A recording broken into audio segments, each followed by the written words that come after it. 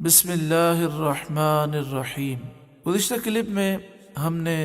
امیر المجاہدین کی عظیم فکر کو سماعت کیا۔ میں اس موقع پر عرض کروں گا، اگر آپ سے ہو سکے تو میرے استاد محترم امیر المجاہدین علیہ رحمہ کے افکار لوگوں تک پہنچائیں، ان کے کلپس خود بھی سنیں، دوسروں میں بھی عام کریں، تاکہ لوگوں کی آنکھیں اس دنیا میں کھل جائیں کہ اللہ کے بندو، اگر اس عظیم مشن کے خلاف تم پروپیگنڈا کرو گے، منصوبے بناؤ گے، تو یاد رکھنا تم ذلیل و رسوا ہو جاؤ گے۔ اس لیے کہ استاد محترم امیر المجاہدین نے بھی یہی فرمایا کہ رب خفیہ تدبیر فرماتا ہے، ایسے مکر و فریب کرنے والوں کو ذلیل و رسوا فرماتا ہے، ایک نہ ایک دن ان کی تباہی ضرور آتی ہے۔ ویسے میں آپ سے یہی عرض کروں گا کہ اگر آپ غور فرمائیں تو جو لوگ سچے عاشق رسول، مجاہد اسلام استاد محترم امیر المجاہدین علیہ رحمہ کے خلاف بولتے تھے، جنہوں نے تحریک لبیک یا رسول اللہ پاکستان کے خلاف سازشیں کی،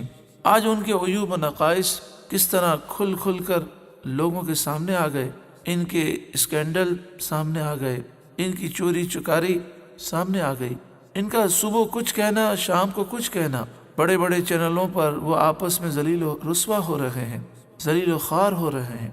میرے استاد محترم امیر المجاہدین کے سچے افکار کو چھپا کر جھوٹوں کی جھوٹی خبریں چلیں تو رب العالمین نے انہیں ذلیل و خوار کر دیا۔ میں عرض کر رہا تھا کہ میرے استاد محترم امیر المجاہدین علیہ رحمہ قرآن پاک کا گہرا مطالعہ رکھتے تھے، اور انہوں نے تا صبح قیامت ہم جیسے شاگردوں، تحریک کے کارکنوں، عہدے داران کو وہ عظیم الشان پیغام ارشاد فرما دیا، اور یہ پیغام قرآن پاک کی برکت سے ہے، جسے ہم سنیں گے اور اس سے ہمارا حوصلہ بلند ہوگا۔ انشاءاللہ اگلی کلپ میں ہم اسے سماعت کریں گے۔ آخر میں امیر المجاہدین کا ایک فرمان سماعت کریں۔ آپ نے فرمایا، جہاں بڑی بات ہوگی وہاں حضور صلی اللہ علیہ وسلم کا غلام ہوگا، یعنی قیامت تک بڑے بڑے کارناموں کا جب ذکر ہوگا تو ہر کارنامے میں حضور صلی اللہ علیہ وسلم کے غلاموں کی خدمات نظر آئیں گی۔ اللہ امیر المجاہدین کے درجات بلند فرمائے،